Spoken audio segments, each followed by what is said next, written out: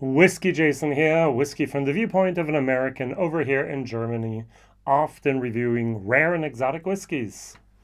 The Nikka 12-year-old. So it says here, premium blended whiskey, the emblem of Nikka whiskey, the art of blending and craftsmanship.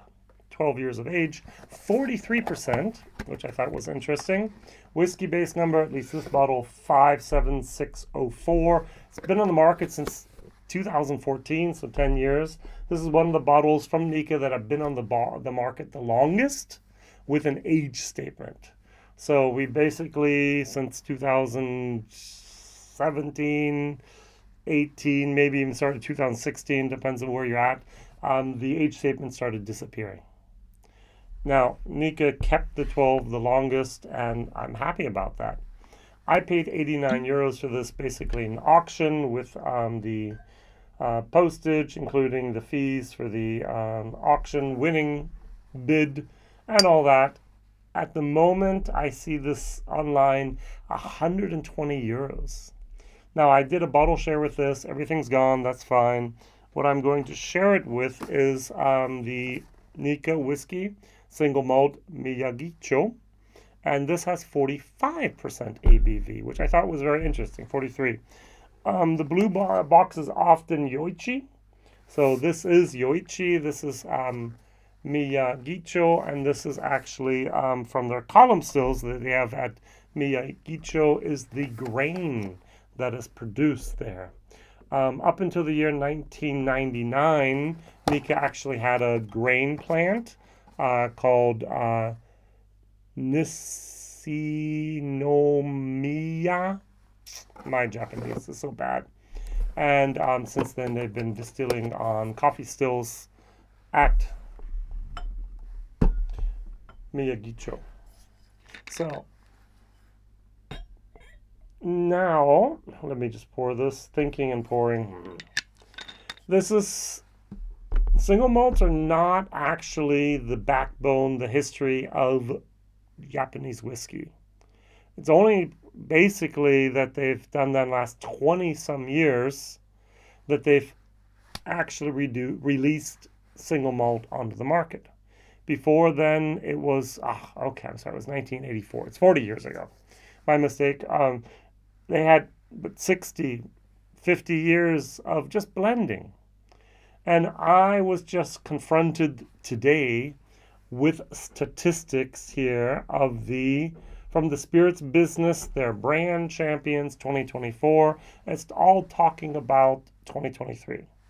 All right, and so the Japanese whiskey, for example, the number one selling whiskey in Japan is Suntory Kakubin, including the highball from Suntory Global Spirits, and they actually sold 15.8 million 9-liter cases.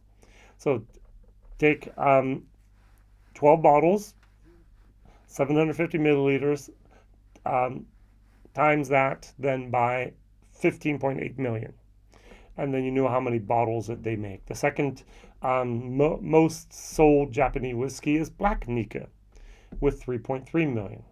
Now, that's not the main thing I want to talk about. I want to talk about, and I know, yes, this is supposed to be about Japanese whiskey, but if you look at Scotch whiskey today, the year 2023, of the 23 biggest brands out there, 21 of these Scotch whiskeys are still blended Scotches.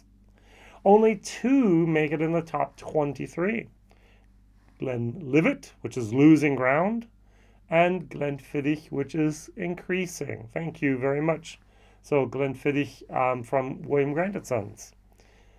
Pernod Ricard with his Glenlivet is going down and down. So we'll see what happens there. Everything else is a blended Scotch. Now, where did Japan learn how to make whiskey? In Scotland. And what did they make 100 plus years ago? Blended Scotch. They took the grain, they took the malt, and they made wonderful products. Just like they still do today. A blended product. Now, I think the bottle is beautiful. I think this is a wonderful present. I feel like this is something you would drink or have at a,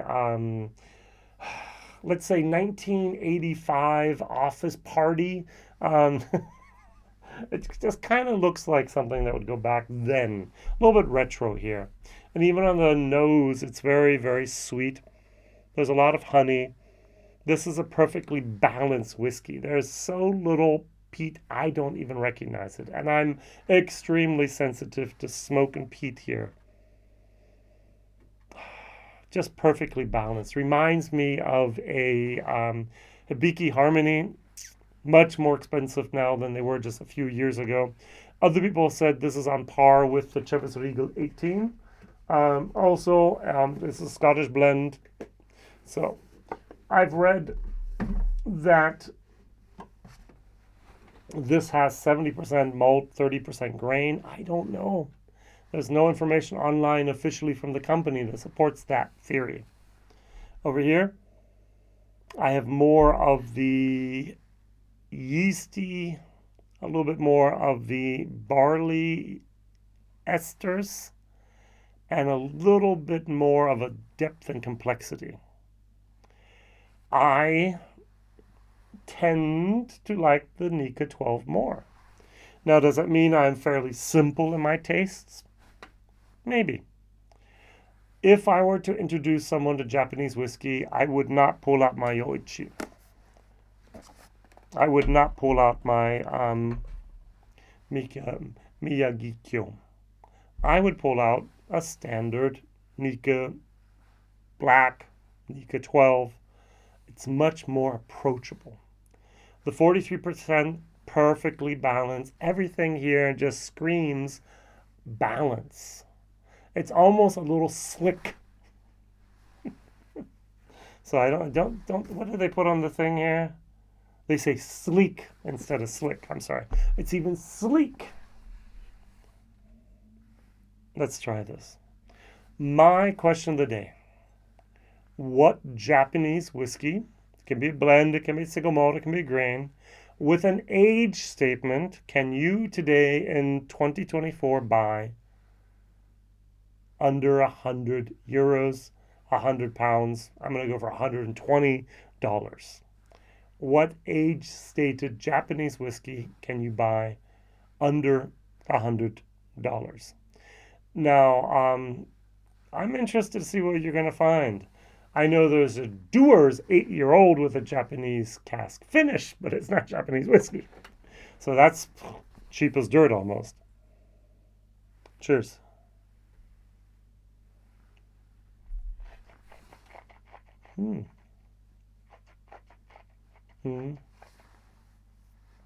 That is approachable,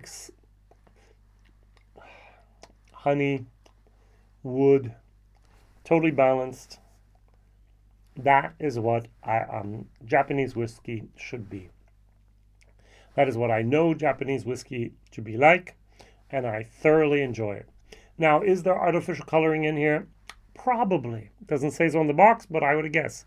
Is this chill filtered? But of course, it's 43%. And yet, it just tastes so good. B plus? No, I'm sorry. C plus, B minus. Forgive me. So B minus, C plus is what I would give this. Value for money. Is that taste profile with everything that I like about this whiskey worth 90 euros or 120 plus euros? No.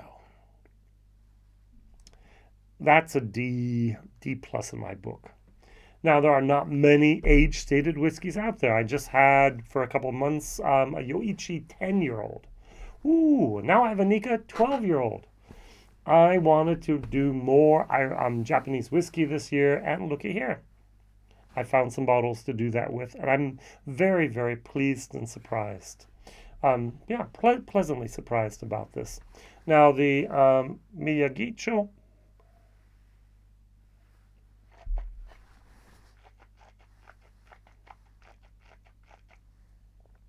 45%, 43%, has more depth and complexity of a single malt.